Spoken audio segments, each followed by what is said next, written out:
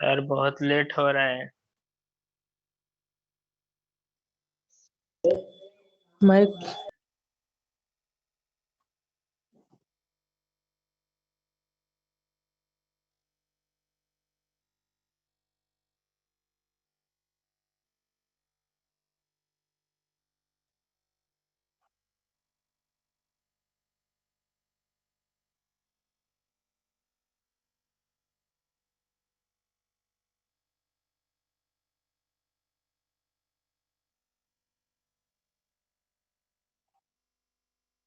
और बीच में जितने भी हैं 4 से लेकर और 15 तक सब में एबनॉर्मल यानी कि ये वाला कंसेप्ट यूज होएगा। क्या फर्स्ट ग्रुप में ये कंसेप्ट यूज होगा? क्या सेकंड में होगा? क्या थर्ड में होएगा? तो किस में होगा बेटा ये यूज? फोर्थ में, ठीक है ना।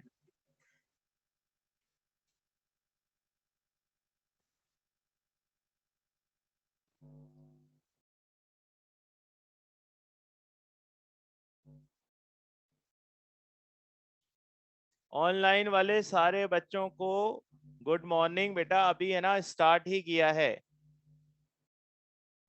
ये जो मैंने बोर्ड पे लिखा है, जब तक हमारा आप लोगों के साथ कनेक्शन नहीं हो पा रहा था ना, तब तक ये कर दिया था।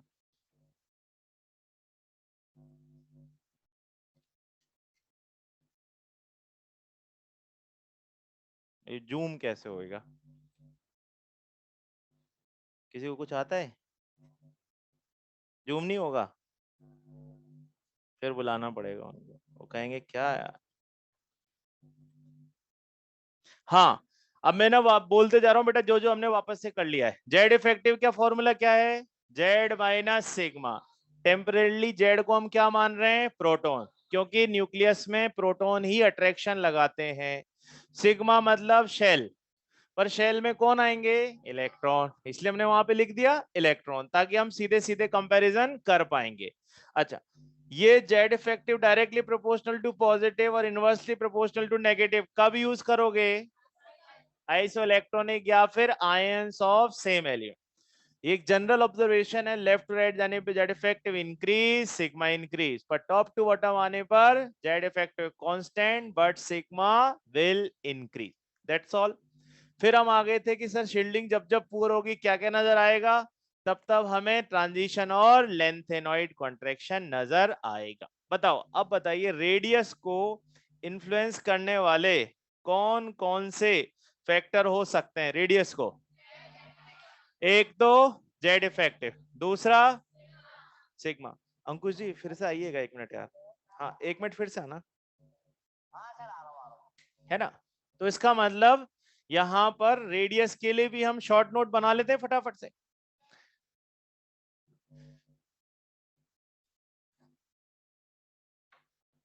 पहले तो बताओ रेडियस का इंट्रोडक्शन क्या होगा sir? Sir half of I N D मतलब inter nuclear distance of homo atomic molecule. कोई भी होमो एटॉमिक मॉलिक्यूल हो उनके बीच, उसमें जूम, नमस्कार भाई साहब, जूम नहीं हो रहा है, ठीक है। क्या नहीं होगा? मतलब क्या होगा? होमो एटॉमिक्स के बीच में जो डिस्टेंस होगा उसका क्या करना है? हाफ। अब on the basis of type of radius, it may be half of covalent, half of metallic and half of van der Waals force. तो 3 तरह की रेडियस हो गई है, ठीक है। इसमें से सबसे बड़ी रेडियस बताओ। ये ऑर्डर हमने पढ़ लिया था। इसमें कौन सी रेडियस मेजर करोगे? S B C R, single bonded covalent radius. और एमआर में मेटेलिक लैटिस में कहा मेजर करेंगे इसको अपन? Metallic lat. What is mean by lattice? कोई भी एक जना एक्सप्लेन करो, what is mean by lattice है? बोलो, what is mean by lattice here? हाँ, जब कोई 3D स्ट्रक्चर हमारे पास होती है, अब देखिए मेरी बात सुनना, आप उसको डिफाइन करना, जैसा एटम वैसा लैटिस। अगर सिर्फ मेटल से बना हो लैटिस तो उसका नाम, आयन से बना हो और कोवेलेंट से बना हो, कोवेलेंट का एग्जांपल बोलो। डायमंड। बढ़िया एग्जांपल क्या है? डायमंड। क्या डायमंड में सारे के सारे बॉन्ड कार्बन के सिंगल बॉन्ड नहीं होते इस तरह से? ऐसे ही कनेक्टेड रहता है ना बेटा वो। अब वो क्या करता है, ये नेटवर्क फैला हुआ रहता है पूरा, तो वो धीरे धीरे क्या बना लेता है? पॉलीमर।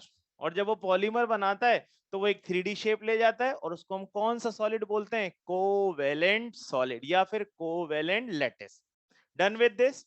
चलिए, वंडरवॉल किस कब मेजर होगी? Only in solid state. अब इसके बाद हमने कौन सी रेडियस स्टार्ट की थी? आयनिक। आयनिक कितने टाइप का? कौन कौन से टाइप?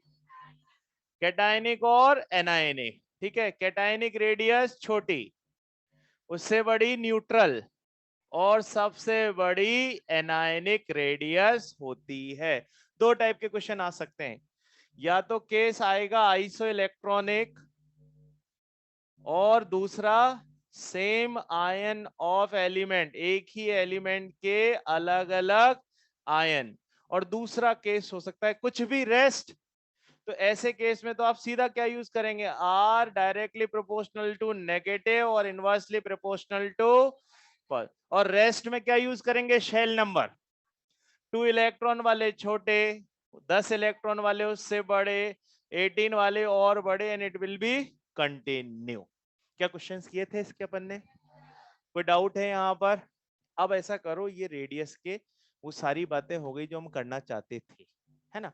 अब आप अपने क्वेश्चंस स्टार्ट करो। सबसे पहले मैं आपसे स्टार्ट कर रहा हूँ बिगनर्स बॉक्स 3 का, ताकि हम बिगनर्स बॉक्स 3 के सेकंड में, ठीक है, ये अब, हाँ, जिन्होंने अभी अभी देखा हो बोर्ड की साइड, है ना, तो आप याद करो, ये सबसे पहले किसका शॉर्ट नोट है? Z effect. और ये शॉर्ट नोट किसका है? रेडियस का। That's all. अब तक हमने इतने दिनों में जो पढ़ा वो यही है, सारा कंक्लूजन यही है। ठीक है, लेफ्ट टू राइट चलेंगे, रेडियस कम, कोई एक्सेप्शन है क्या? नहीं है। टॉप टू बॉटम चलेंगे, इंक्रीज, कोई एक्सेप्शन है क्या? यस, इधर लेंथेनाइट और ट्रांजिशन। ट्रांजिशन का एग्जांपल 1, कौन सा? एल्यूमिनियम और गैले। और लेंथेनाइट के बहुत सारे, कहां से कहां तक? 4th से लेकर 15 पीरियड तक, और वो भी सिर्फ कहां मिलेंगे? नीचे 5D और 4D में। ये अपना हो गया, डन। चलिए, अब आप बिगनर्स बॉक्स 2 का क्वेश्चन नंबर बोल रहे हैं 3rd। चलिए देखते हैं।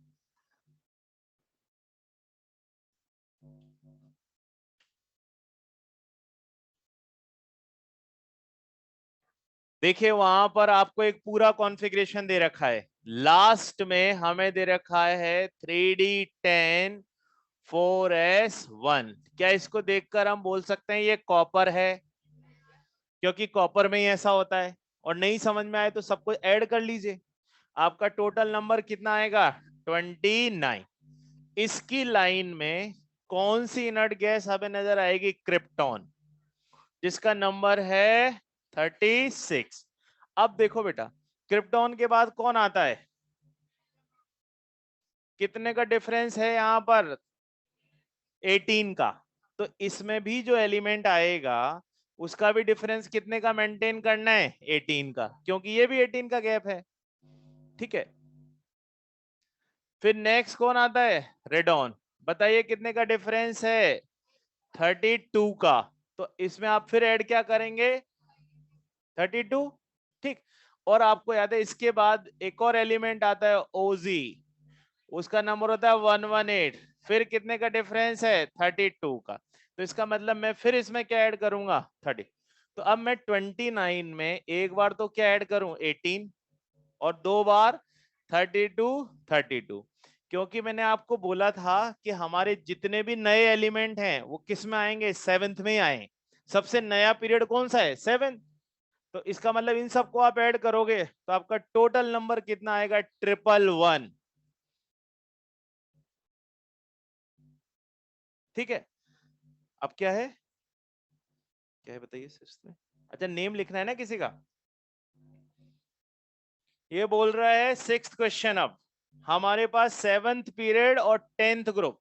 अब मुझे आप सब लोग बताइए कि 7th पीरियड में अगर हमारे पास एटॉमिक नंबर 103 से ज्यादा हो तो लास्ट के 2 डिजिट किसको डिफाइन करेंगे? ग्रुप नंबर को। इसका मतलब उसका नंबर 110 होगा। उसका नंबर 110, क्योंकि लास्ट में तो 10 ही आ रहा है। तो हमें बस अब किसका नोमेनक्लेचर करना है? 110 का। आगे समझ में? Done beginners box 2। आओ भाई बिगनर्स बॉक्स 3, क्वेश्चन नंबर 1।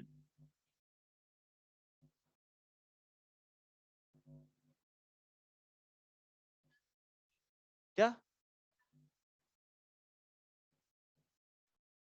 लिखो लिखो, वापस लिख देता हूं। शायद मैं लिख रहा था यहाँ पे रेडियस, और रेडियस को लिखा था half of IND of homo atomic molecule. IND का मतलब क्या था? Inter nuclear distance. ये है मेटालिक रेडियस और ये है वॉन्डरवॉल रेडियस।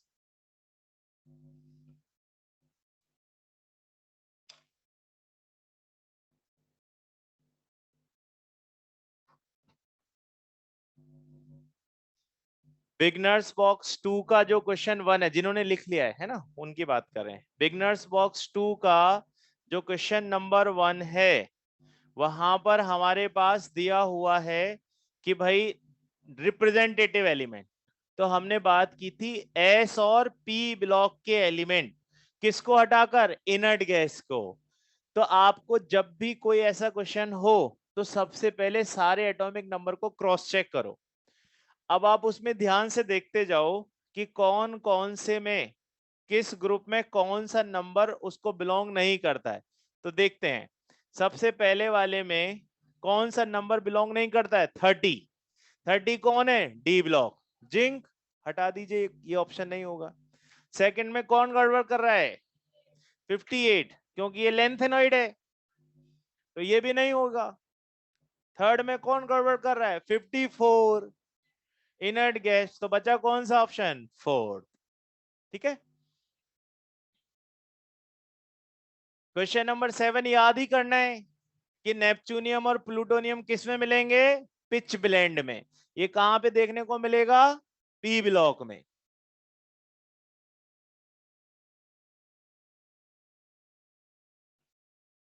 और 8 में तो कचोरियम है ना, क्योंकि एक रदरफोर्ड जो साइंटिस्ट है बेटा वो न्यूजीलैंड से है। तो सोवियत वाले बोल रहे हैं कि हमारे साइंटिस्ट ने भी तो काम किया है, तो उन्होंने अपने नाम के बेसिस पे रख दिया वहां का नाम। और रदरफोर्ड हमें जनरली याद है ना, पर उसने जानबूझ के कौन सा साइंटिस्ट का नाम लिख दिया? सोवियत। तो भाई सोवियत में तो वही नाम है जो ये चल रहा है,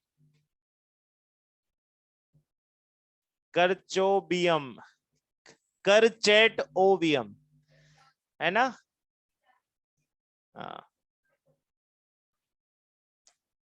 चलिए बिगनर्स बॉक्स 3, लॉरेंशियम का नंबर क्या है? 103। तो क्या उसका नोमेनक्लेचर कर सकते हैं? अननेल ट्रियम। अब आ जाइए बिगनर्स बॉक्स 3 का एक एक क्वेश्चन जल्दी जल्दी सॉल्व करते हैं। कल मैंने क्वेश्चन मार्क करा दिए थे कि आपको सारे। अरे वाह, फिर तो काम बढ़िया। चलो स्टार्ट करो। पहले क्वेश्चन में आपसे ये पूछा जाता है कि 4 ग्रुप्स हैं, इनमें सबसे छोटे छोटे एलिमेंट को सेलेक्ट करो। चलो देखो, बताओ पहला केस आइसो इलेक्ट्रॉनिक का है कि नहीं? है ना। तो किसका साइज छोटा होगा? ये रहा, जिसके ऊपर पॉजिटिव चार्ज। कौन है? उसको सर्कल कर लेंगे हम कि इसमें से तो इसको सेलेक्ट कर लेंगे सर। ठीक है। उसके बाद देखो सेकंड वाले में न जाने क्यों, है ना, न जाने कौन क्यों में कौन छोटा है? निकेल। ऐसे ही तो था ऑर्डर, तो आ गया कौन छोटा हो गया? निकेल।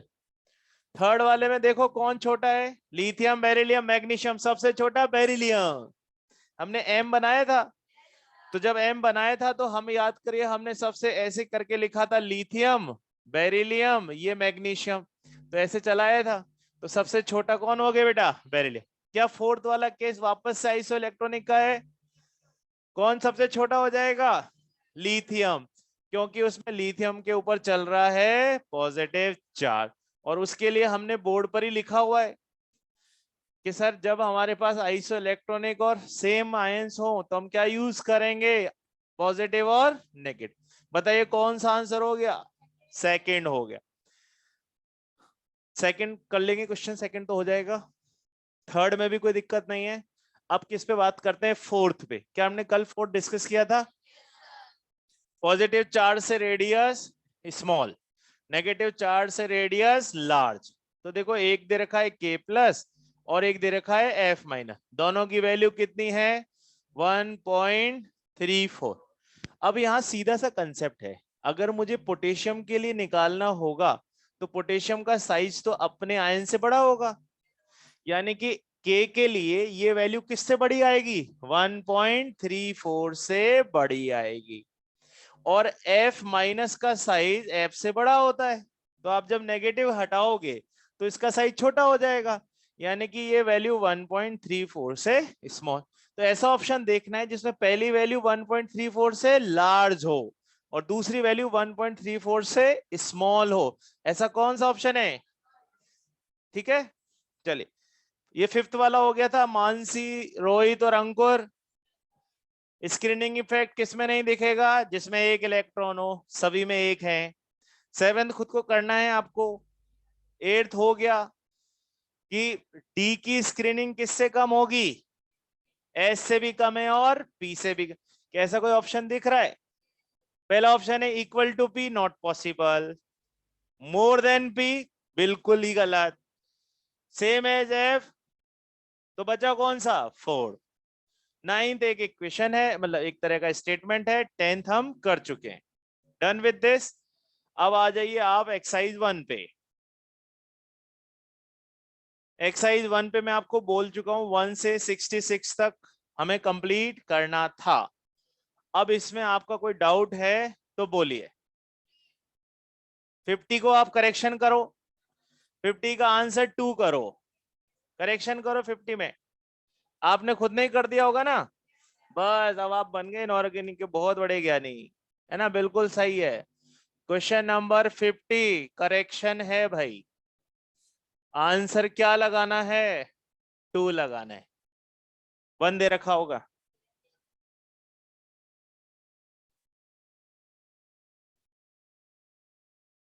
अच्छा 35 देख लो, कितना दे रखा है 120, जेड की वैल्यू 120। अब बताओ सेवंथ पीरियड किस पे खत्म हो रहा है, 118 पर, तो भाई लौट कर किस पे आओगे, एस ब्लॉक पर। तो 119 फर्स्ट ग्रुप में और 120 सेकेंड ग्रुप, यानी कि कौन सा ग्रुप है, एल्केलाइन अर्थ मेटल्स का ग्रुप हो गया। आइसो इलेक्ट्रॉनिक देखने आते हैं, दो क्वेश्चन देखो, 53 और 47। 53 और 47 ऑप्शन लिखवाएंगे। सबसे पहले 53 में देखिए किस, क्या बोला है क्वेश्चन, बोलो। S-2, बताओ S-2 में कितने इलेक्ट्रॉन हो गए, S का नंबर 16, -2 का मतलब 2 प्लस करना है। अब हमें देखना है किस में 18 नहीं है ना। पहला बोलो आर्गन, सर आर्गन तो 18 होता है। Next chlorine -18, HS minus, sir 1 + 16 + 1, ये भी 18 हो गया। इस तरह से हम आइसो इलेक्ट्रॉनिक्स को चेक कर सकते हैं, ठीक है। चलो आज नया टॉपिक स्टार्ट करते हैं, दैट इज आयोनाइजेशन पोटेंशियल। पहले कोई डाउट हो तो पूछ लो। अच्छा अभी भी मेरी बात सुनिए, अभी भी आपके कोई डाउट रह जाए, जैसे अभी अपन ने कुछ कुछ चीजें क्लियर कर ली, तो अभी अपने पास शाम का भी टाइम है। We are available at 4 to 7, है ना। मैं शाम को 4 to 7 भी अवेलेबल रहूंगा डाउट काउंटर पे। किसी को बिल्कुल ही ऐसा आ जाए कि नहीं तो मुझे पूछना ही है तो आ सकता है, पर मुझे लगता नहीं ऐसी नौबत आएगी। हाँ 16, आइए भाई 16। हाँ बहुत बढ़िया पूछ लिया इसने। ये क्वेश्चन तो बहुत सारे बच्चों की प्रॉब्लम है। हालांकि वो क्वेश्चन दिखने में बड़ा है पर मामला बिल्कुल सीधा है। देखो क्या दिया हुआ है क्वेश्चन में। मैं बोल रहा हूं ये पेज नंबर 40 और क्वेश्चन नंबर 16, 39 पर 16, एक्सरसाइज 2। अब देखो बेटा क्वेश्चन में दे रखा है Fe+2 के पास डी में कितने इलेक्ट्रॉन हैं। Fe का नंबर बोलो 26, तो आर्गन तक हो गया 18। अब लिखोगे आप 3d6 4s2, तो +2 है ना, कहां से हटाएं, तो डी में कितने इलेक्ट्रॉन हो गए 6। अब इसको मैच करना है और जिससे मैच नहीं होगा वही हमारा आंसर है। ऑप्शन नंबर 1 क्या है, क्लोरीन में पी के इलेक्ट्रॉन, तो क्लोरीन का नंबर है बेटा 17। आप लिखोगे 1s2 2s2 2p6 3s2 3p5, तो देखो 6 और 5 टोटल इलेक्ट्रॉन कितने 11। ये इससे मैच नहीं करता। सेकंड ऑप्शन बोलो,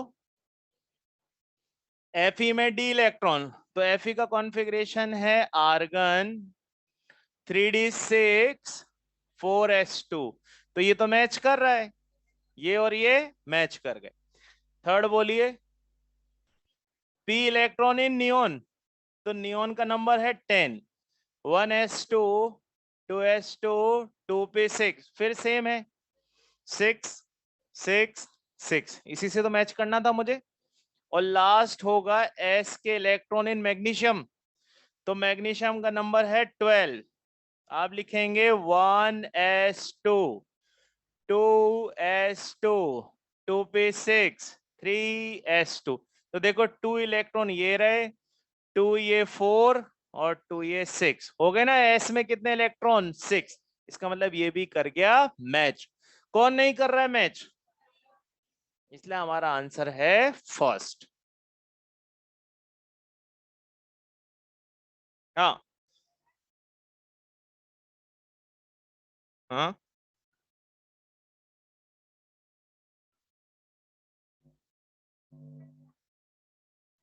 करेक्ट आंसर बोल रहे हैं ना, हाँ तो बी तो सही है ना। नहीं निकिल कॉपर जिंक में तो हमने बोला ना 3D सीरीज, 3D सीरीज तो अलग ही चल रही है ना एस और पी से। अच्छा जल्दी से ग्रुप नंबर और उनके नेम डिसाइड करने की बात चल रही थी अपनी, है ना, जल्दी जल्दी बताते जाना, उसके रिगार्डिंग एक क्वेश्चन कर लेते हैं अपन। चलिए बताइए ग्रुप 1 का नाम क्या है। ये पेज नंबर 9 पे दिए हुए हैं सब आपको, मैं तो ऐसे ही लिख रहा हूं, है ना। क्या नाम दे रखा है, एल्कली मेटल्स। ग्रुप 2 का एल्केलाइन अर्थ मेटल। ग्रुप 11 का बोलो, या जिसको हम बोलते हैं first B, coinage metal, क्योंकि इसमें आते हैं कॉपर सिल्वर और gold, so these are known as coinage, क्योंकि पुराने समय में इनके बनते थे कॉइन्स। ग्रुप 12 या फिर सेकंड बी, वॉलेटाइल, और इनका एक और नाम है नॉन ट्रांजिशन, क्योंकि जब हम बोर्ड का क्लासिफिकेशन पढ़ रहे थे तो हमने बोला था कि इनका डी कंप्लीटली फिल्ड, तो इनको क्या कंसीडर करेंगे, नॉन ट्रांजिशन, और नॉन ट्रांजिशन में जिंदगी कबाड़ा हो गई है। ठीक, अब आप आओ क्वेश्चन नंबर 34 पे, इसी से रिलेटेड है, एक्सरसाइज 1 का।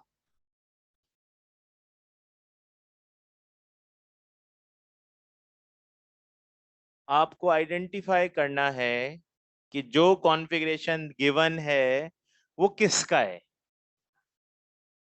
तो हमें याद है कि सर जब जिंक होगा तो उसके लास्ट में होता है 3d10 4s2, तो सर कैडमियम के लास्ट में होगा 4d10 5s2। तो सर मरकरी के लास्ट में क्या होगा? 5d10 6s2। तो देखो उसमें दे रखा है ऐसा, लास्ट 6s2 है और 5d10 है, इसका मतलब ये मरकरी है। पहली बात, क्या ये ट्रांजिशन है? ये तो अपना आंसर कौन सा हो गया कि it is a transition element. उसने हमसे क्या पूछा है? रॉन्ग। तो रॉन्ग तो ये है कि भाई ये ट्रांजिशन में इंक्लूडेड नहीं है। डन। अच्छा, अब आपके पास एक और डाउट हो सकता है, फोर्थ ऑप्शन। तो भाई मरकरी भरा जाता है थर्मामीटर में, पर वो बॉडी टेम्परेचर मेजर करता है, और हाई टेम्परेचर पे वर्क करता है गैलियम, क्योंकि गैलियम का बॉइलिंग पॉइंट बहुत बहुत ज्यादा होता है, मतलब मोर देन 2600 केल्विन। वहां पे कौन काम नहीं कर सकता? मरकरी काम नहीं कर सकता। इसलिए हमारा आंसर यहाँ पे कौन सा है? थर्ड है। डन। किनकी जिंदगी कबाड़ा हो गई? Zinc, cadmium. क्यों बोल रहे हैं हम ऐसा? क्योंकि सर ये डी ब्लॉक में है, और डी ब्लॉक को ट्रांजिशन बोलते हैं, पर इनको नहीं बोलते हैं। तो इनके लिए वहां रहकर भी बिल्कुल ऐसा हो गया कि भाई ये वहां पर एक्सेप्टेबल ही नहीं हुए, इसलिए इनको क्या भी बोलते हैं? Non transition. और इन्होंने अपने नाम में लिख लिया ये तो, कि हमारी जिंदगी तो कवाड़ा हो ही गई। ठीक, अब आ जाइए नेक्स्ट। ग्रुप 15, क्या नाम है? निकोजन्स। किसकी वजह से? नाइट्रोजन, है ना। Group 16, chalcogens, due to ore forming nature. और ग्रुप 17, हेलोजन्स, सी सॉल्ट बनाते हैं। और ग्रुप 18 सबको याद है, एरोजन, क्योंकि हवा में मिलते हैं। इनर्ट भी बोलते हैं, नोबल भी बोलते हैं, और जीरो वैलेंट भी बोलते हैं। तो these are few general names.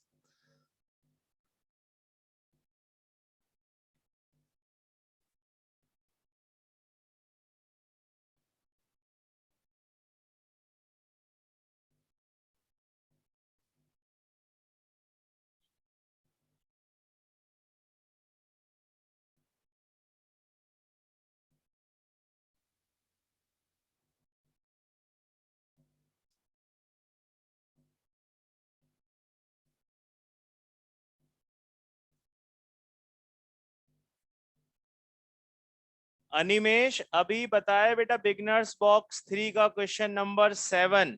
इसमें आपको कंपैरिजन करना है खुद से, तो आप उसमें यूज करेंगे रेडियस के अलग अलग कंसेप्ट।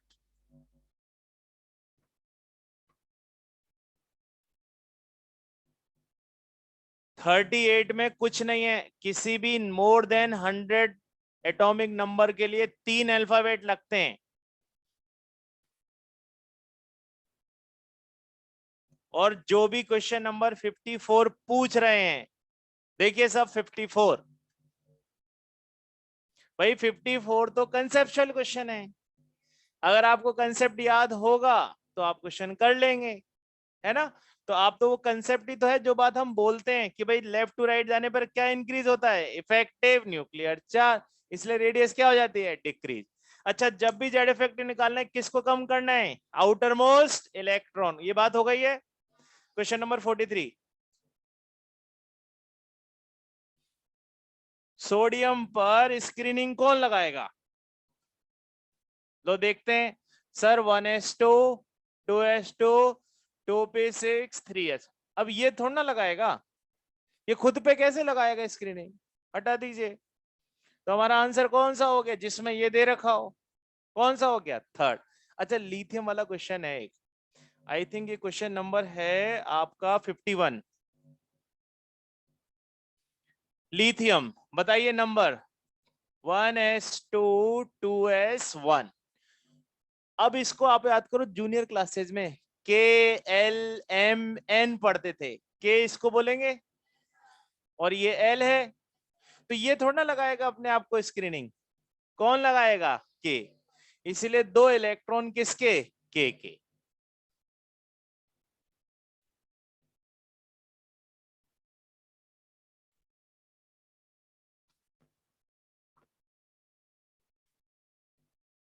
क्वेश्चन नंबर 49 में पहचान पा रहे हैं?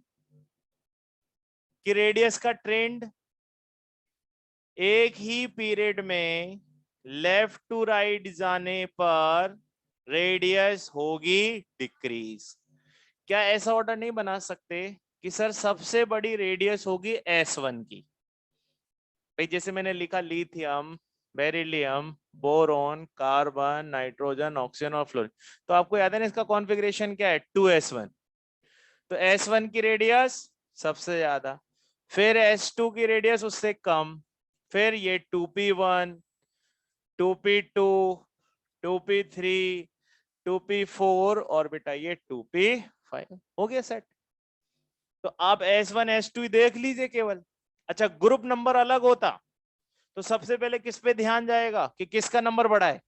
मान लीजिए यहाँ पे लिखा होता 4s, तो हम समझ जाते 4 शेल, यानी कि उसको सबसे बड़ा हो जाएगा।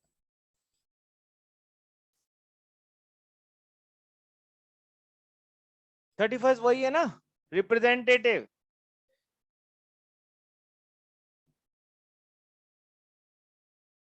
चलिए अब अपन आईपी स्टार्ट करते हैं, है ना। इसमें हम बहुत सारी रिसर्च अब कर चुके हैं, पूरा काम हो गया अपना। चलिए किससे स्टार्ट करते हैं, आईपी।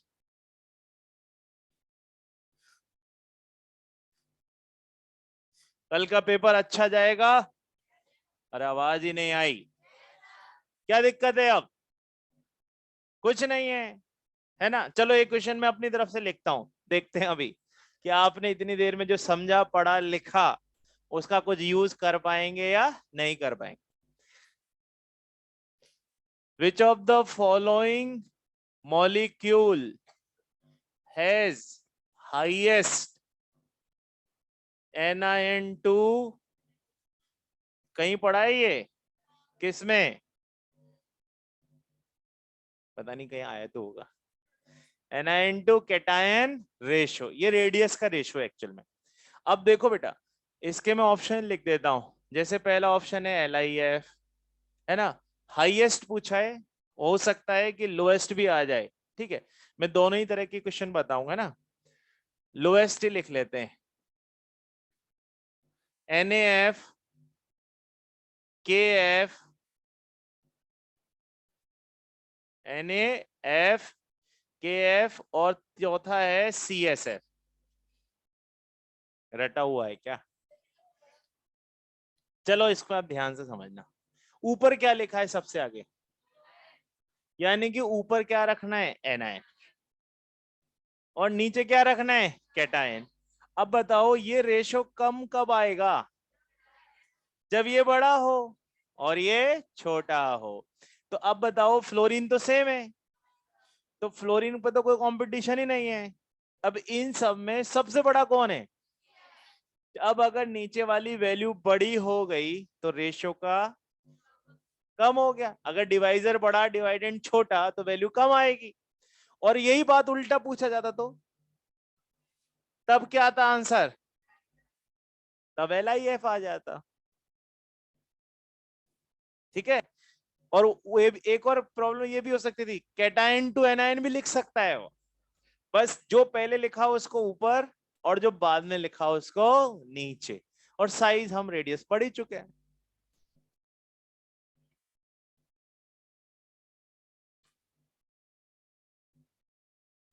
आईपी स्टार्ट, अब कोई बीच में कुछ नहीं। 3 बार आईपी पे पहुंचे वापस आ गया। आयोनाइजेशन पोटेंशियल,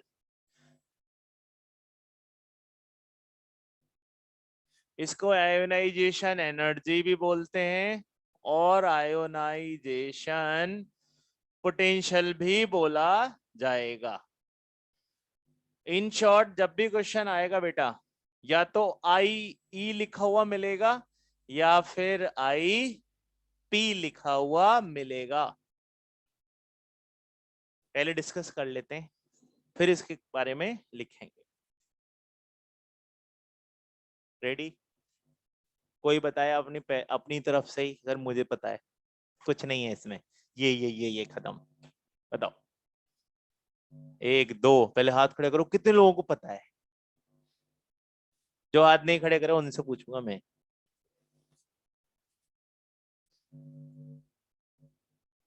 और ये इससे पूछेंगे इससे। हाँ हाँ बच्चे, आप बताओ कि आईपी का पहले कोई ये वर्ड सुना हुआ है? तो फिर आपने हाथ नहीं उठाया, बताओ। नहीं बताना चाह रहे? बताओगे? बोलो, कुछ भी बोल दो जो आपको इसके बारे में थोड़ा बहुत भी याद हो कि सर ये प्रोसेस मैंने इस तरह से पढ़ा हुआ है। बाकी लोग तैयार हैं, मैंने ढूंढ रखे हैं शिकार, जो जवाब नहीं देते और बोलते भी नहीं, उन्हीं पकड़े हैं आज। देखे उनके मुंह में आवाज है भी कि नहीं। हाँ बढ़िया। किसी भी एटम से इलेक्ट्रॉन निकालने का प्रोसेस हो सकता है, बहुत बढ़िया। हाँ येलो, हाँ बेटा।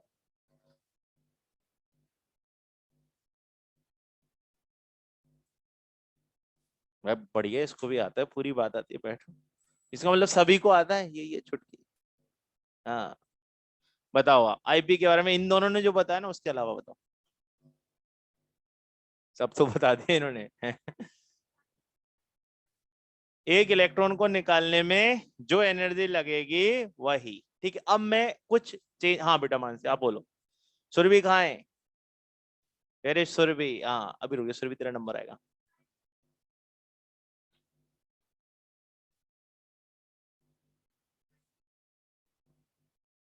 पूरी बात बोल दी ने, कुछ छोड़ा ही नहीं, बैठो। सुरभि क्या छूट गया इससे बता, वही क्या?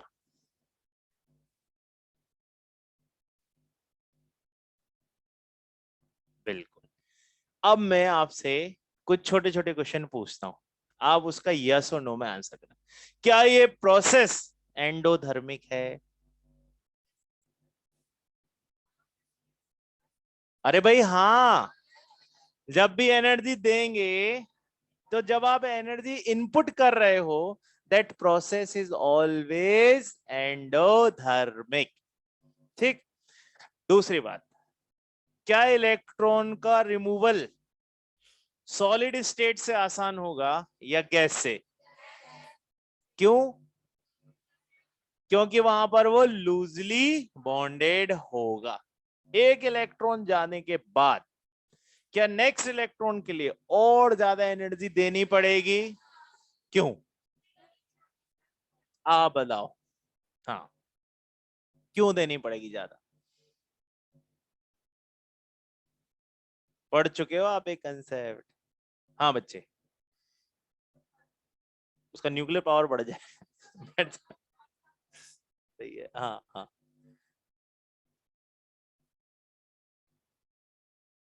इलेक्ट्रॉन इंक्रीज की प्रोटॉन ज्यादा हो गया? अब इलेक्ट्रॉन कम, प्रोटॉन ज्यादा, क्या इंक्रीज? Z effective.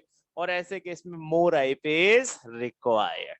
ठीक है, चलिए अब इसको हम एक राइटअप में ले लेते हैं। भाई देखो, हो सकता है मैं सबसे ना पूछ पाऊं, पर जिसको मौका मिले वो तो बताओ। यूं क्यों घबराते हो आप? सारे ही तो एक जैसे हैं, है ना? गलत भी होगा तो क्या होगा, हो जाएगा गलत, क्या बिगाड़ ले कोई। ठीक है, इसलिए आपको जहां आंसर बताना हो बिल्कुल हैंड रेज करो और बोल दो सर कई दिन हो गए मुझसे पूछे ही नहीं आपने, है ना? तो वहां पर आप बोलिए बिल्कुल अपना answer. The amount of, the minimum amount of energy required. देखिए यहाँ पे क्या वर्ड आ गया है, रिक्वायर्ड। मैं इसको कर रहा हूं बॉक्स में इन। जब जब भी रिक्वायर्ड आएगा प्रोसेस एंडो हो जाएगा। तो जैसे मान लीजिए कोई क्वेश्चन आएगा, in which of the following process energy maximum amount of energy absorbed. अब एब्जॉर्ब्ड बोल दिया, इसका मतलब भी क्या है, रिक्वायर्ड। तो minimum amount of energy required to remove most loosely bounded electron. फिर इसको मैं क्या कर देता हूं बॉक्स में बंद, from an isolated gaseous atom. Isolated का मतलब सिंगल एटम, है ना? सिंगल एटम, कोई मॉलिक्यूल नहीं, है ना? सिंगल ही लिखा हुआ हो, एफ हो तो एफ ही लिखा हुआ हो, हाइड्रोजन हो तो एच ही लिखा हो, H2 नहीं चलेगा। जैसे ये एटम है, ये इलेक्ट्रॉन है आउटर मोस्ट का, तो ये इलेक्ट्रॉन किसी ना किसी अट्रैक्शन से तो बॉन्डेड होगा ही सही, चाहे मिनिमम ही हो। इन तीनों में से किस इलेक्ट्रॉन को निकालना आसान रहेगा? क्या वो कंडीशन पूरी हो रही है कि मोस्ट लूजली है? यानी कि आप फिर इसको इसको तोड़ोगे, यहां पर आपने क्या दी? एनर्जी दे दी। इसी एनर्जी का नाम क्या है? Ionization energy. Process endo. क्या कोई यूनिट होगी एनर्जी की? बिल्कुल सर होगी। सर या तो इलेक्ट्रॉन वोल्ट पर एटम, सबसे ज्यादा काम आती है, या सर किलो जूल पर मोल, या sir kilo calorie per mole. These are few units of energy. Most usable energy कौन सी फॉर्म दिखेगी आपको? Electron, most of the places पे।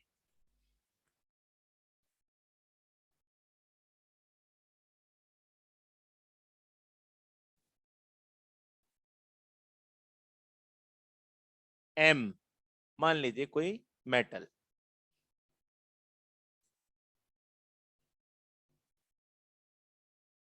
ये मैंने एक इलेक्ट्रॉन रिमूव, फिर मेरा एक और चांस बनता है कि मैं एक और रिमूव करने की कोशिश कर रहा हूं।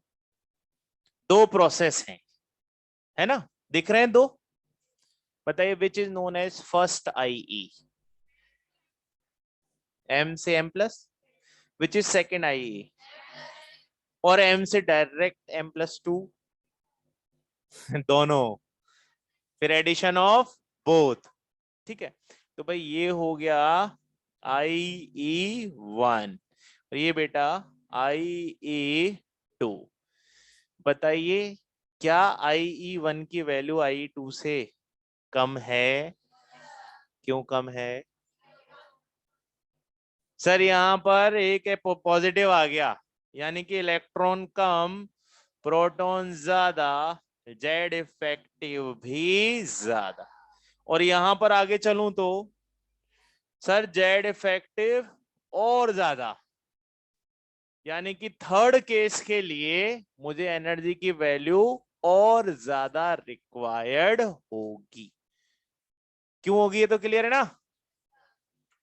क्या ऐसा हो सकता है किसी भी केस में कि सेकंड आईई की वैल्यू फर्स्ट आईई से कम पड़ जाए? अच्छा, अभी अभी तो खुद ही बोल रहे हो और फिर बोल रहे हो हाँ कम भी हो सकती है। क्या किसी भी एक एटम के लिए, भाई मैं यहाँ पे पूरी तरह से मेंशन कर देता हूं, 4n एटम, जब अभी अभी बोले आप जेड इफेक्टिव किस पे वर्क करता है? पॉजिटिव नेगेटिव पे। अगर एक एलिमेंट में से एक इलेक्ट्रॉन निकल गया फॉर एन एग्जांपल, अब आपको यही कंफ्यूजन है, Na से मैंने Na+ बनाया, इसमें नंबर ऑफ इलेक्ट्रॉन बोलो 11, नंबर ऑफ प्रोटॉन बोलो 11। अब यहाँ इलेक्ट्रॉन 10, प्रोटॉन 11। अब इसमें से मैं सेकंड इलेक्ट्रॉन निकालूंगा तो मुझे कम एनर्जी चाहिए क्या? ज्यादा हो गई ना? क्यों ज्यादा हो गई? भैया जेड इफेक्टिव इसके कंपैरिजन में तो ज्यादा ही है। आप यहाँ पे कॉन्फ़िगरेशन मत देखने बैठ जाना कि सर हम तो ये देख रहे हैं कि अब ये स्टेबल हो गया। अरे तो भाई स्टेबल में से तो और ज्यादा चाहिए एनर्जी, और आप अगर इसको इस तरह से देखोगे तो गलती कर जाओगे। इसलिए साथ में क्या लिखोगे? 4n atom. एक ही एटम के लिए ये वैल्यू हमेशा ही क्या होगी? इंक्रीजिंग होगी। कभी भी डिक्रीज मत कर देना, क्योंकि क्या इंक्रीज हो रहा है, ठीक है ना? और उसका आपको सीधा कंसेप्ट किससे पता है? इलेक्ट्रॉन प्रोटॉन का नंबर देख लो आप तो, इलेक्ट्रॉन कम प्रोटॉन ज्यादा तो वैल्यू ऑलवेज ज्यादा। ठीक है, बिगनर्स बॉक्स 4, क्वेश्चन नंबर 4 होना चाहिए। Question number 3, page number 20, question number 3।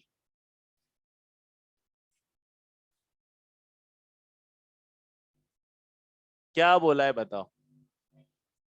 क्या सेकेंड आईपी कभी भी कम हो सकती है? Not possible. तो नन, है ना? चाहे कुछ भी हो, किसी भी एलिमेंट के लिए पहली आईपी कम होगी, दूसरी आईपी ज्यादा होगी, तीसरी आईपी और ज्यादा होगी। तो successive IPs are always in greater, like IE1 will be smaller than IE2 and IE2 will be smaller than IE3। चाहे आप 10 इलेक्ट्रॉन ही निकालने की बात कर लें, एक एक करके इलेक्ट्रॉन जाएगा, प्रोटॉन बढ़ते रहेगा, इलेक्ट्रॉन कम होगा, जेड इफेक्टिव हमेशा उस एलिमेंट के लिए बेटा इंक्रीज होगा।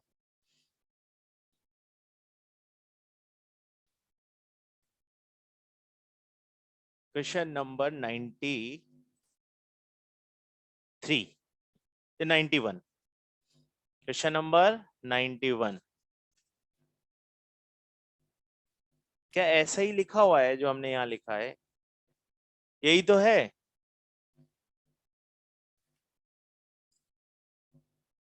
बस यहां पे क्या लिख दिया उसने? A1 A2 A3। Third option हो गया। तो क्वेश्चन नंबर 93 भी हम यहां पर करेंगे। पेज नंबर कौन सा है? 34 पर। यही है, बस सेम चीज दी हुई है। बस IE1 को A1, IE2 को A2 और IE3 को A3 कर दिया गया है 91। हाँ 91। चलिए यहां तक कंसेप्ट क्लियर है। अब मैं कुछ वैसे है ना रैपिड क्वेश्चंस पूछता हूँ, मुझे पता लग जाएगा भाई कि तुम क्या गड़बड़ करोगे। बताइए, जब किसी के लिए मुझे थर्ड आई निकालनी हो, कितनी आई निकालनी हो? थर्ड। तो मैं उसके कॉन्फ़िगरेशन में से कितने इलेक्ट्रॉन कम कर दूंगा? हट, दो। अरे तीसरे के लिए तो बात ही कर रहे हैं ना हम, तीसरा भी निकाल देंगे तो फिर चौथे की बात करेंगे।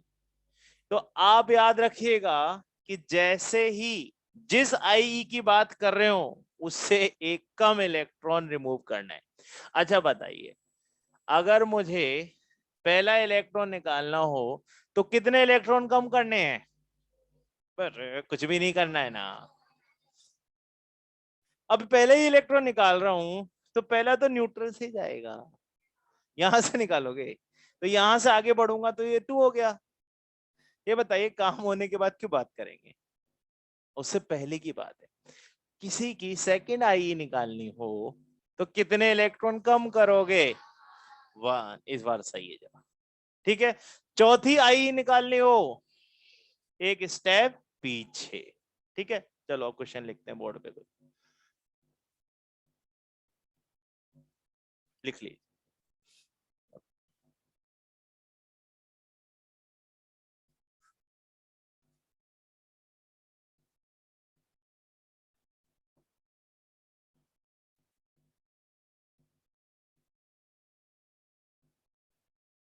हमेशा याद रखना है कि एक एलिमेंट के लिए सक्सेसिव आईपीस की वैल्यू इंक्रीज ही करनी है, और उसके लिए आप ये वाला क्वेश्चन हमेशा दिमाग में फिट रखना, ताकि कभी, इसीलिए मैंने जानबूझ के यहां लिखा है बेटा, है ना, ताकि कभी भी ये कंफ्यूजन होगा हम सीधे चेक करेंगे कि यार हमने इसका कोई आंसर किया हुआ है या नहीं किया हुआ है।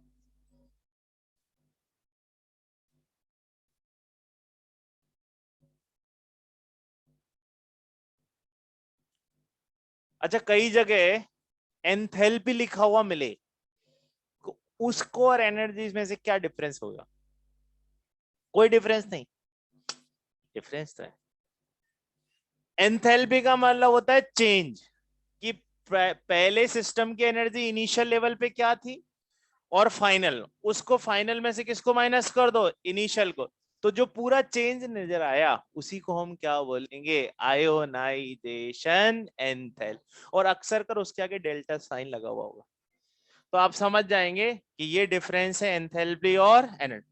पर जनरली जब क्वेश्चन आएगा तो हमें ऐसा कुछ नहीं मिलेगा, हमें आई लिखा हुआ मिलेगा, तो आई मतलब दोनों हमारे लिए सेम, क्योंकि हमें वहां पर ऑलरेडी वैल्यूज मिलती हैं, तो हमें उनको कभी भी आई एंथैल्पी एनर्जी कुछ भी करो एक ही बात चलती रहेगी। ठीक है, हाँ जी, कहाँ है, हाँ जी हाँ,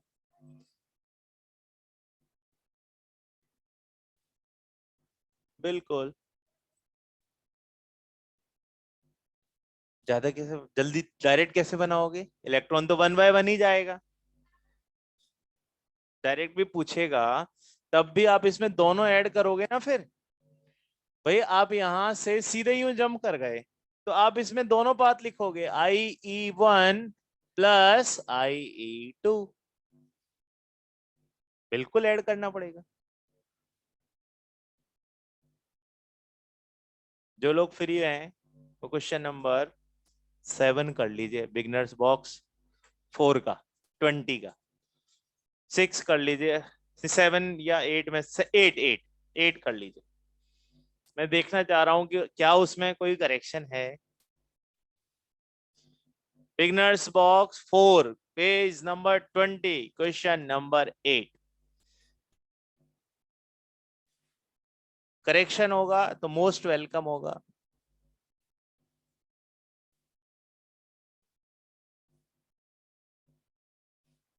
मॉड्यूल में तो हमने एक करेक्शन कर ही लिया है ना।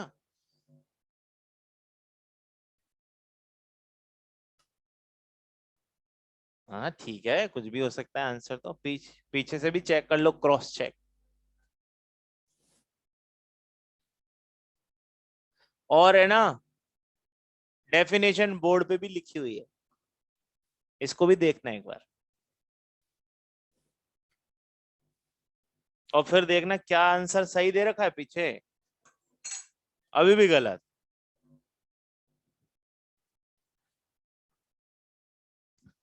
अगर फर्स्ट और थर्ड में से आपको सेलेक्ट करना पड़ेगा तो भाई थर्ड ही सेलेक्ट होगा, क्योंकि उसमें लिखा है most loosely bounded.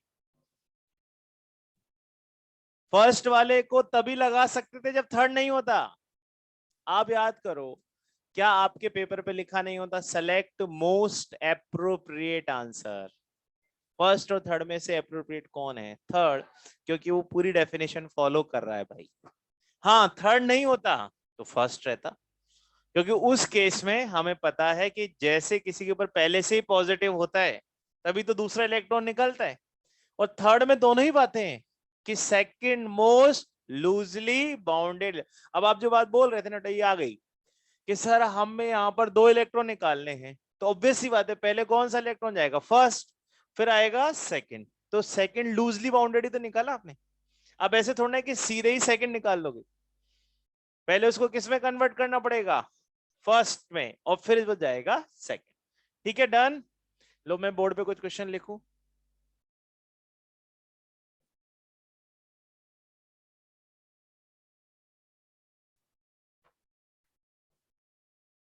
Which of the following process will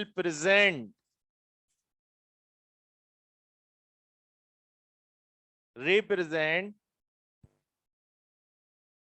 only first IE? किसमें केवल फर्स्ट IE ही यूज हो रहा है? ऑप्शन नंबर 1, ध्यान से देखेंगे सब और बताएंगे इसका आंसर बहुत सोच समझ के।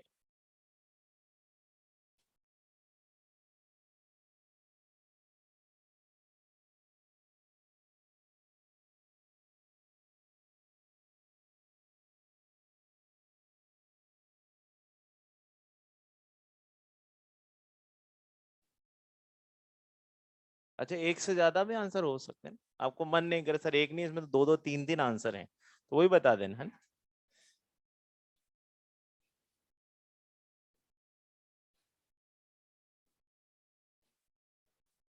अभी वोटिंग करेंगे अपन, टेक योर टाइम। अच्छा पहले वो लोग अपने हैंड रेज करो जिनको लगता है सर इसका आंसर ना कई हो सकते हैं, मतलब एक ही ऑप्शन इसका आंसर नहीं है, इसके दो ऑप्शन हो सकते हैं, हो सकते हैं, कोई नहीं है ऐसा भाई, नहीं लगता किसी को ऐसा, एक आध तो फंसो। लड़कों में तो हमने कल धर लिए दो चार बच्चों को, है ना, फिर उन्हीं के मुंह से एक एक करके निकलवाया, तो आप में से तो कोई नहीं है, सब समझदार हो।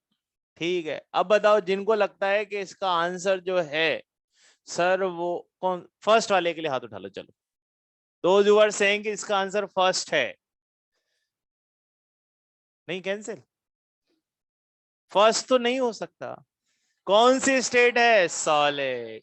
अब बताओ सॉलिड से पहले किस में जाना पड़ेगा, गैस में, कौन सा प्रोसेस होता है, सब्लिमेशन, इसका मतलब इसमें एक तो सब्लिमेशन एनर्जी लगी हुई है, और फिर उसके बाद किसका यूज हुआ है, फर्स्ट आई, और हमने तो सिर्फ और सिर्फ किसकी बात की है, फर्स्ट आई, तो पहला नहीं होगा। दूसरे में क्या दिक्कत है, मॉलिक्यूल है, पहले मॉलिक्यूल ब्रेक होगा, उसके लिए बॉन्ड डिसोसिएशन एनर्जी रिक्वायर्ड, और फिर आप क्या यूज करोगे, बस बात आई समझ में। तीसरे में क्या प्रॉब्लम है, सर कोई प्रॉब्लम नहीं है। फोर्थ में क्या प्रॉब्लम है, सर एक्वस से एनर्जी नहीं होता इस तरह का प्रोसेस, इसलिए अपना आंसर कौन सा आएगा, थर्ड। अभी क्लियर हो गया है?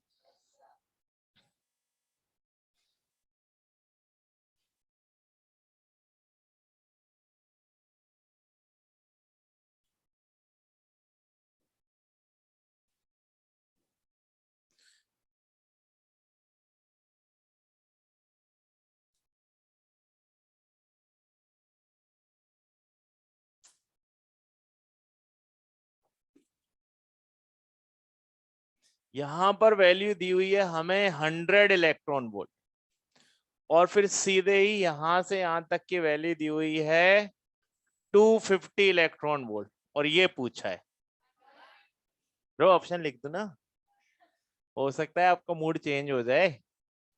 ये वैल्यू है सेकंड आईई के लिए पूछ रहा है भाई, ये है ना,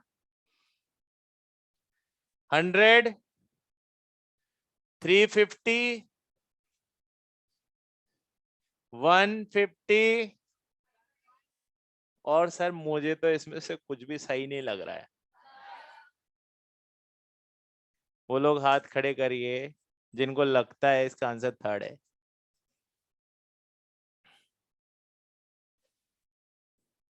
वो लोग हाथ खड़ा करिए जिनको लगता है सर कुछ भी वो थर्ड नहीं है। सर वन देखो, आपके पास तो वैरायटी ज्यादा हुई ना, थर्ड वालों ने तो सिर्फ थर्ड ही आंसर लगा, आपके पास वन भी है, टू भी है, और फोर भी है, तो मैं तो तीनों ही बोल रहा हूँ, जो 1 2 4 में से कोई भी आंसर लगाना चाहे वो अपना हाथ खड़ा कर, कोई नहीं है, इसका आंसर थर्ड ही है ना, क्योंकि ये तो टोटल है, और टोटल में से अपन ने क्या माइनस कर दिया, फर्स्ट को, सिंपल मैथमेटिक्स थी।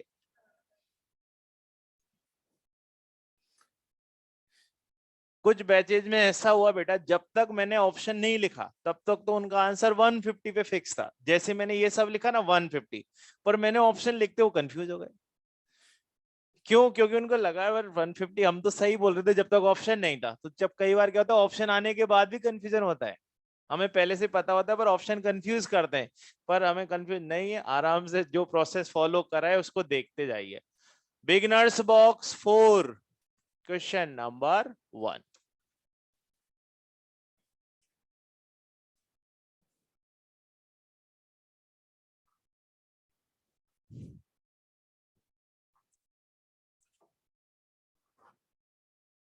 अच्छा ऐसा कोई सोच मत लेना कि सर नियॉन तो स्टेबल हो गया, ये इलेक्ट्रॉन क्यों देगा, ये सब इमेजिनरी कंसेप्ट है, बस हमें किसको फॉलो करना है, रूल्स को, कि भाई रूल तो यही है, कोई न्यूट्रल हो, गैसियस हो, और आई पे लगाएं तो इलेक्ट्रॉन लो, हम कोई आइटम नया थोड़ा ना बना रहे हैं, कोई नया मॉलिक्यूल नहीं बना रहे हैं, हम सिर्फ कंसेप्ट को फॉलो कर रहे हैं।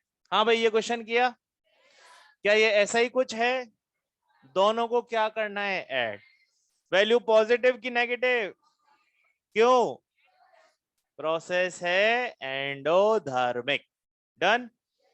चलिए अब हमें स्टार्ट करना है अगला टॉपिक इसका, फैक्टर्स अफेक्टिंग आयोनाइजेशन एनर्जी। ये हटा दूं। अच्छा, मैं आज आपको एक ऐसी चीज बताता हूं कि जिसमें इनऑर्गेनिक में कभी कंफ्यूजन हो और कोई टीचर या कोई असिस्टेंस ना मिले तो क्या करना है। मान लीजिए हमने कोई चीज पढ़ ली और हमें कंप्लीट फुल फेथ है कि हम जो पढ़ रहे हैं वो सही है, तो आपको सबसे पहले मॉड्यूल में उससे रिलेटेड क्या ढूंढना है, क्वेश्चन। अगर आप जो सोच रहे हैं उससे रिलेटेड क्वेश्चन मिल जाए और जैसा कंसेप्ट खुद से डेवलप कर लिया वो वहां एप्लीकेबल हो जाए, तो आप समझ जाना कि आप सही हो रहे। पर अगर ऐसा कोई क्वेश्चन ना ही मिले तो आप समझ जाना कि जो हम सोच रहे हैं उसको हमसे पहले भी कई लोगों ने सोच लिया होगा और वो सही नहीं होगा, तभी उसका कोई क्वेश्चन नहीं होगा। इस मॉड्यूल में हर एक जगह पर जो क्वेश्चन अपन मेंशन करते हैं वो इसीलिए मेंशन करते हैं क्योंकि मुझे पता है कि हम कहां पर क्या सोच रहे होंगे। अब जो हम सोच रहे हैं वो क्वेश्चन ही नहीं है इसमें, तो समझ जाना कि वो कंसेप्ट हम कहीं ना कहीं मिस कर गए। ठीक है ना बेटा। अक्सर कर अपने आप को क्रॉस चेक करने का इनऑर्गेनिक में बहुत सीधा तरीका है कि मॉड्यूल में देखो यार मैं जो सोच रहा हूं उससे रिलेटेड कोई क्वेश्चन बैठ भी रहा है या नहीं। नहीं बैठ रहा है तो मतलब हमारे कंसेप्ट में कुछ गड़बड़ हो गई। Done with this. इसलिए हर एक जगह अपन क्वेश्चन नंबर मेंशन करते हैं ताकि उससे रिलेटेड कोई प्रॉब्लम हो तो वहीं सॉल्व हो जाए बेटा। चलिए आ जाइए, फैक्टर्स अफेक्टिंग आईई।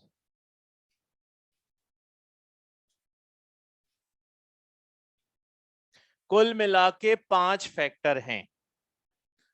बताइए, आपको भी याद होंगे कुछ फैक्टर। बताइए, क्या जेड इफेक्टिव आईई को इन्फ्लुएंस करता है? डायरेक्टली प्रोपोर्शनल बोल सकते हैं। ठीक है सर। क्या फैक्टर पर हाफ फील्ड और फुल फील्ड का असर पड़ता है? तो यानी कि स्टेबल कॉन्फ़िगरेशन। और वो क्या क्या हो सकता है? या तो होंगे हाफ फील्ड या फिर बेटा होंगे फुल फील्ड।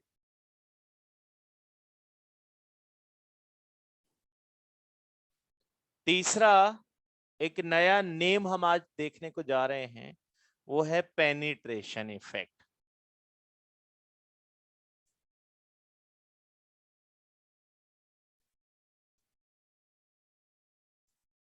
ठीक है, अभी हम एक एक करके सारे फैक्टर्स को स्टडी करने वाले हैं। फोर्थ है नंबर ऑफ शेल। और आपको याद है नंबर ऑफ शेल किसके इनवर्सली प्रोपोर्शनल हो जाएगा? आईई के इनवर्सली प्रोपोर्शनल हो जाए। क्यों हो जाएगा? सर साइज बढ़ेगा, आईपी कम हो जाएगा। अच्छा, इन चारों में से कौन से फैक्टर पीरियड्स में यूज होंगे? फर्स्ट, सेकंड, थर्ड, तीनों। फोर्थ वाला किस में चलेगा? ग्रुप में। ठीक। और फिफ्थ फैक्टर मैं अभी लास्ट में लिखूंगा, मुझे याद दिलाना कि सर एक और फैक्टर बच गया ना, नीचे चले गए हम काफी। इधर देखो बोर्ड पे, ये तो आपको याद है लेफ्ट टू राइट जाएंगे, जेड इफेक्टिव पड़ेगा। बताइए किसी भी पीरियड में सबसे इंपॉर्टेंट फैक्टर क्या है? क्या कंटिन्यूअसली बढ़ रहा था? अब उस जेड इफेक्टिव को हम 2 बार ड्रॉप करेंगे। वो इसलिए कि हमें बीच बीच में कॉन्फ़िगरेशन में कुछ स्टेबिलिटीज देखने को मिल जाते हैं। हाफ फील्ड, क्या S1 को हाफ फील्ड बोलते हैं? ठीक है, तो बात करते हैं। क्या P3 को हाफ फील्ड बोलेंगे? क्या D5 को हाफ फील्ड बोलेंगे? और क्या F7 को हाफ फील्ड बोलेंगे? अब वो लोग हाथ खड़े करिए जिन्होंने बोला S1 हाफ फील्ड है। अरे बोला था ना अभी। अच्छा, मतलब अब मना कर रहे हो ना? एक बच्ची ने हाथ। अच्छा, वो लोग हाथ खड़े करो जो बोल रहे हैं कि सर S1 हाफ फील्ड नहीं है। याद रखना, पूछूंगा मैं कि वो हाफ फील्ड क्यों नहीं है। आप बता रहे हो बेटा, बोलो।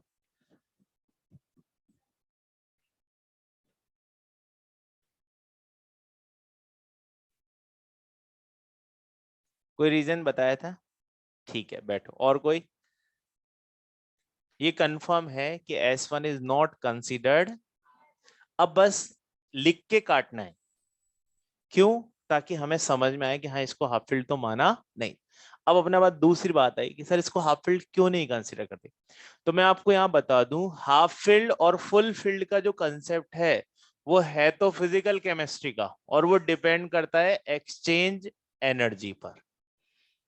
यानी कि जब किसी ऑर्बिटल का इलेक्ट्रॉन अपने ही ऑर्बिटल से क्या हो पाए, एक्सचेंज, तो हम उसमें यूज करते हैं कि हाफ फील्ड। आप खुद ही सोचो ना, हम हाफ फील्ड को स्टेबल बोलते ही क्यों है? स्टेबल तो हमेशा फुल फील्ड ही होना चाहिए। हाफ फील्ड को बीच में स्टेबल इसलिए बोल देते हैं क्योंकि ये जो इलेक्ट्रॉन होता है, ये P3 का इलेक्ट्रॉन कितनी जगह एक्सचेंज हो सकता है, 1 2। ये कितनी जगह एक्सचेंज हो सकता है, 1। यानी कि यहां पर हमें ज्यादा इजीली क्या देखने को मिल रहा है, एक्सचेंज देखने को मिल रहा है। डी में और ज्यादा होगा, एफ में और ज्यादा होगा। अब एस किसके साथ एक्सचेंज करेगा? किसी के साथ भी नहीं कर सकता। क्यों? क्योंकि कोई ऑर्बिटल है ही नहीं। तो याद रखिएगा, हाफ फील्ड उन्हीं को माना जाएगा जिनमें एक्सचेंज पॉसिबल होगा। किसमें एक्सचेंज पॉसिबल नहीं है? एक बताओ, आपके पास एक से ज्यादा ऑप्शन हो अपने कैरियर के लिए, तो क्या आपको चिंता होगी? या फिर आपको साफ साफ बोल दिया जाए तुम्हारे पास कोई और ऑप्शन नहीं है, यही करना है, तो आप सोचिए आपको कितना प्रेशर फील होएगा, है ना? कि अरे यार मर गए यार, यही करना है, हर साल यही, है ना? और अगर आपको बोला जाए कि भाई हमारे पास इसमें भी कई ऑप्शन है, तो एकदम से आप रिलैक्स हुए। क्यों? कि अच्छा ठीक है, इसमें भी कई ब्रांचेस हो सकती होंगी जिसमें हम जा सकते हैं। तो सेम यहां पर है, इसके पास एक्सचेंज करने के लिए और कोई है ही नहीं। पी वाला पी से ही एक्सचेंज होता है, डी वाला डी से ही, एफ वाला एफ से ही। ये किससे होगा? इसीलिए इसको हाफ फील्ड कंसीडर नहीं करेंगे। अब आ गया P3। तो P3 का आईपी सिर्फ किससे ज्यादा बताना है, P4 से ही ज्यादा बताना है। अब क्यों? देखिए, जब मैं लेफ्ट टू राइट जा रहा हूं तो पहले P3 आएगा, फिर P4 आएगा, और फिर P5 आएगा। P6 की तो बात ही छोड़ दीजिए, ये तो सबसे बाहर है, क्योंकि ये तो फुल फील्ड स्टेबल है। अब यहां से यहां जाएंगे तो जेड इफेक्टिव बढ़ गया, और यहां से यहां जाने पर तो 2 बार जेड इफेक्टिव बढ़ गया। अब हम बोल रहे हैं कि सर इसका आईपी इससे ज्यादा है, बट इससे ज्यादा नहीं है। यानी कि P3 can not be ionization energy more than P5। सिर्फ किससे ज्यादा है, P4। तो आप यहां देखो ना, P4 में क्या सिचुएशन होती है, ये दोनों भी तो एक दूसरे को क्या कर रहे हैं, रिपेल।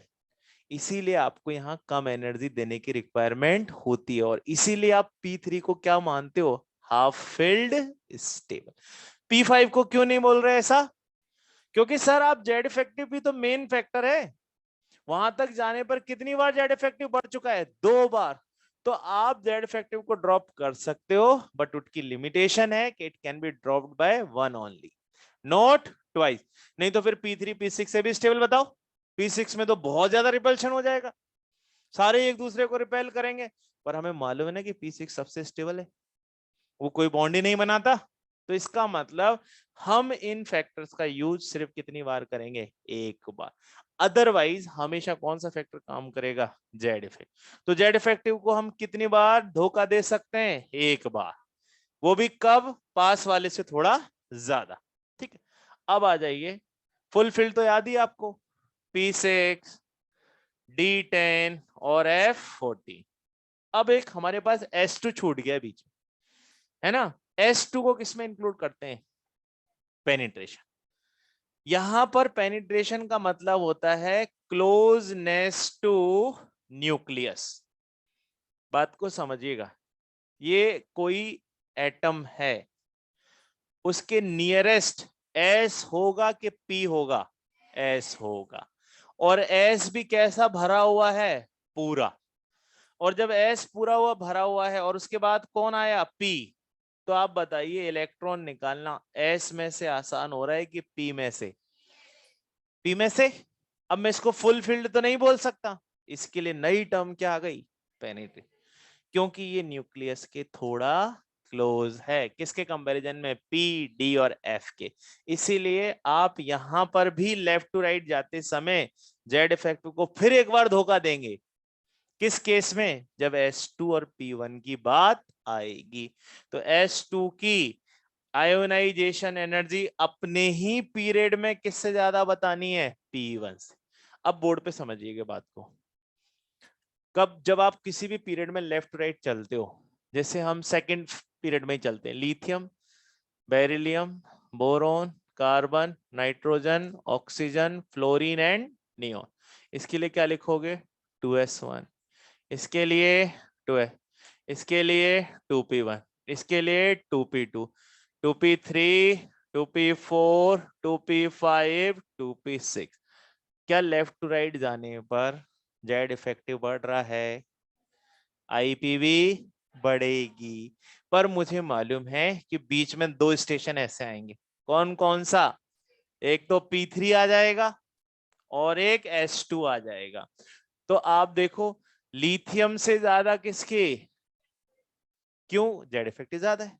और बेरिलियम की किससे भी ज्यादा बेटा? बोरोन से भी। क्योंकि वहां पर कौन सा इफेक्ट वर्क कर रहा है? पेनिट्रेशन। फिर इंक्रीज, क्योंकि फिर जेड इफेक्टिव अपना काम करेगा। फिर किसका टर्न आ गया? Half filled. इसलिए ये इंक्रीज, फिर इंक्रीज और इंक्रीज। तो आपने कितनी जगह जेड इफेक्टिव को फॉलो नहीं किया? इन दो जगह। क्यों नहीं किया? क्लियर है? एक बार किस इफेक्ट की वजह से? पेनिट्रेशन। पेनिट्रेशन का मतलब क्लोज टू न्यूक्लियस। कौन क्लोज है? S2। अच्छा, इसको अब दूसरे वर्ड में बोलता हूं मैं, इसी पेनिट्रेशन को। क्या S2 के इलेक्ट्रॉन P1 को ज्यादा शील्ड कर रहे हैं? क्योंकि सर उन्होंने न्यूक्लियस को घेर लिया, तो P1 के लिए अट्रैक्शन कम है, इसलिए P का इलेक्ट्रॉन आसानी से खिंचाएगा। पर जब मुझे S2 में जाना होगा तो मुझे P1 को क्रॉस करना है, और मैं किसके नजदीक जा रहा हूं? न्यूक्लियस। तो पेनिट्रेशन का मतलब ही तो यही होता है कि पेनिट्रेट कर रहा हूं मैं, एंटर कर रहा हूं। पहले किससे एंटर करूंगा? P से, और फिर जाऊंगा S से। तो मैं धीरे धीरे किसकी तरफ जा रहा हूं? न्यूक्लियस।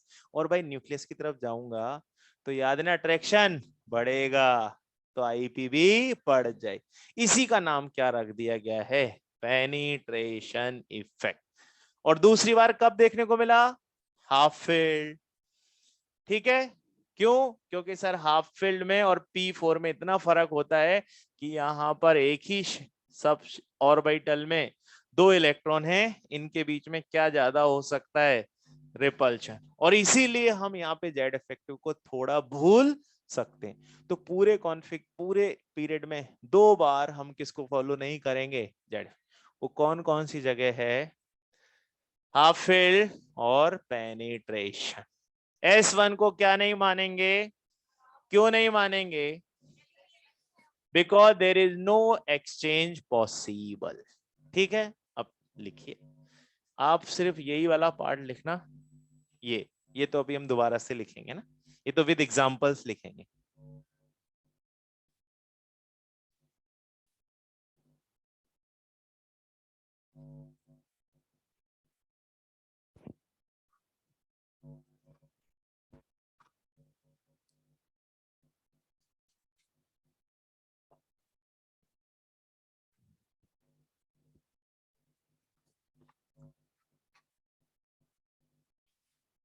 आप लिखते रहेंगे और मैं बोलते रहूंगा ना, मतलब आप अपना काम करिए, मैं कमेंट्री करते रहूंगा, है ना? आगे आप लिख तो रहे ही हैं, तो आप सुनते भी रहेंगे। ऑडियो प्लस वीडियो दोनों चलने दीजिए। क्या पीरियड में सबसे ज्यादा प्रोमिनेंट फैक्टर जेड इफेक्टिव होता है? बिल्कुल सर, विदाउट एनी डाउट। पर क्या जेड इफेक्टिव को दो बार ड्रॉप किया जा सकता है? सर उसके रीजंस हैं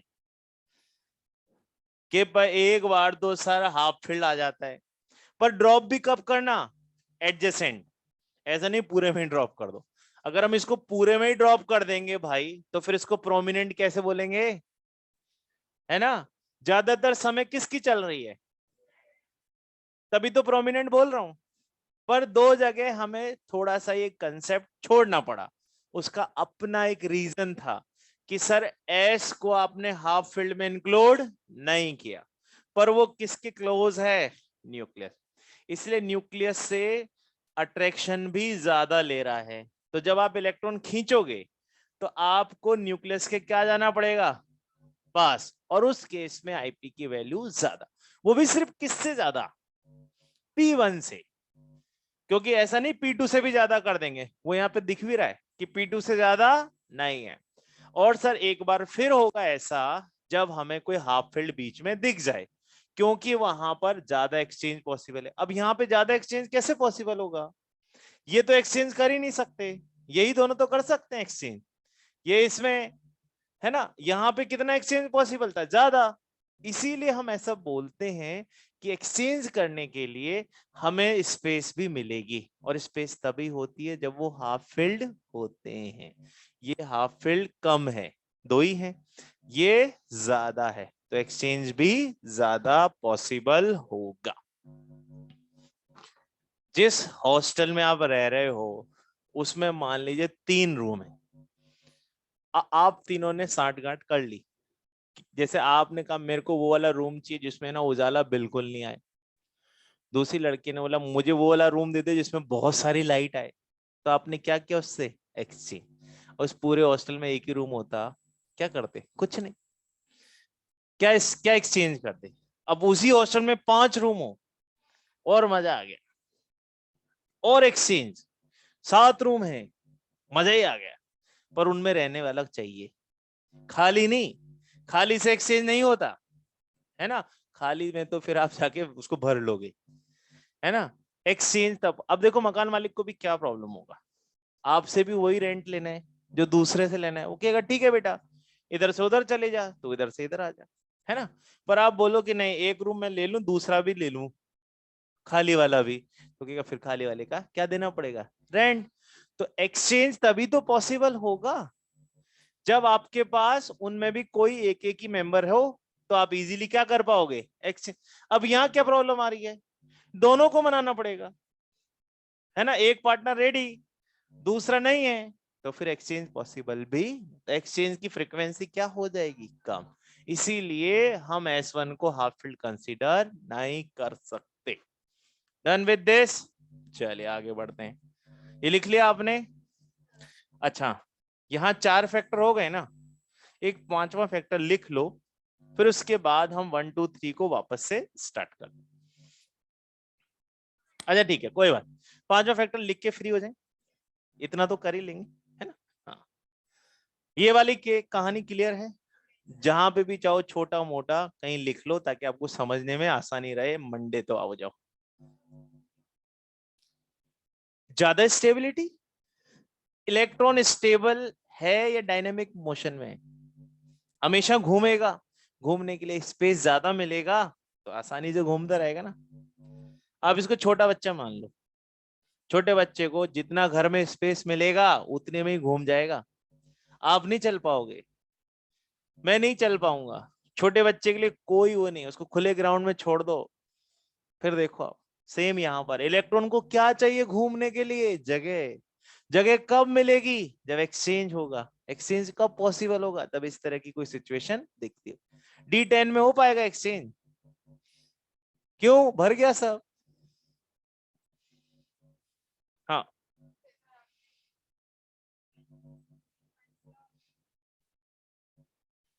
P5 ये रहा, वो तो ये एग्जांपल तो अपने लिख ही दिया।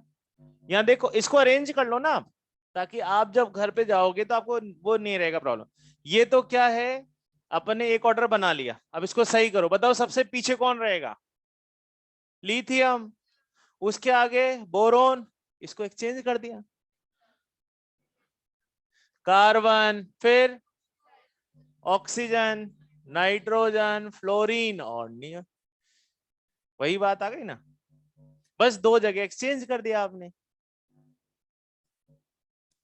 लास्ट फैक्टर लिखकर आज की क्लास को एंड करते हैं। वो फैक्टर आपको याद है, स्पेशल फैक्टर, जिससे हम जल्दी करते हैं क्वेश्चन, पर वो तभी लग पाता है जब हमारे पास कौन सा केस हो, आइसो इलेक्ट्रॉनिक और आयंस ऑफ सेम एलिमेंट। क्या जेड इफेक्टिव बढ़ने पर आई बढ़ेगा? बिल्कुल सर। तो अब अगर आई ई देखना हो तो पॉजिटिव के डायरेक्टली प्रोपोर्शनल और नेगेटिव के इनवर्सली प्रोपोर्शनल। ये फिफ्थ फैक्टर है। जब मंडे मिलेंगे तो हम किन फैक्टर्स की बात करेंगे? इन चारों की। इसकी बात हो चुकी है आज ही बंद, है ना। इसका पेज नंबर है 33 और क्वेश्चन नंबर है 93। क्या आसानी से हो जाएगा?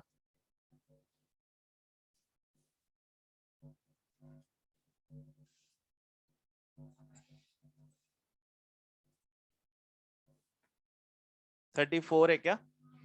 34। वो 33 पे 93 ढूंढ रही है। अरे आगे चले जा।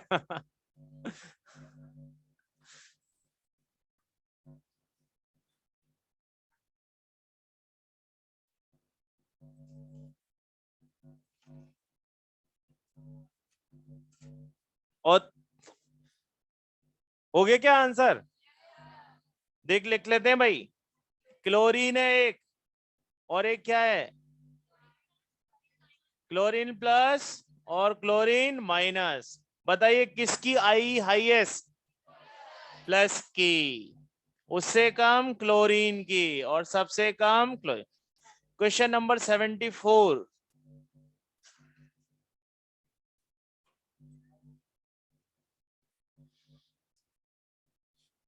74 और कर लो। कैप देखो मैंने कर दी बंद। क्या आइसो इलेक्ट्रॉनिक का केस है? क्वेश्चन में बोर्ड पे लिख दे रहा हूं। ये है शायद बेरिलियम +3, लिथियम +1, हीलियम +1 और एक है हाइड। अब आप यहां देखो ध्यान से, इनमें से ये तीन तो आइसो इलेक्ट्रॉनिक हैं, इवन ये भी आइसो इलेक्ट्रॉनिक हो गया। कौन सा फैक्टर लग जाएगा सबसे ज्यादा? किसकी? बेरिलियम, फिर लिथियम, तो सबसे कौन हो गया कम? बस अपना आंसर कौन है? हाइड्रोजन। आज के लिए इतना ही। कल के लिए ऑल द वेरी बेस्ट। आज अभी भी हम बैठे हुए हैं 12:30 तक, अभी भी, है ना, बाहर निकल के भी। तो आप अभी भी पूछ सकते हैं, और शाम को भी 4 to 7 आप हम अवेलेबल हैं। ठीक है बेटा, पेपर ध्यान से देना और जल्दीबाजी नहीं करना। जय हिंद।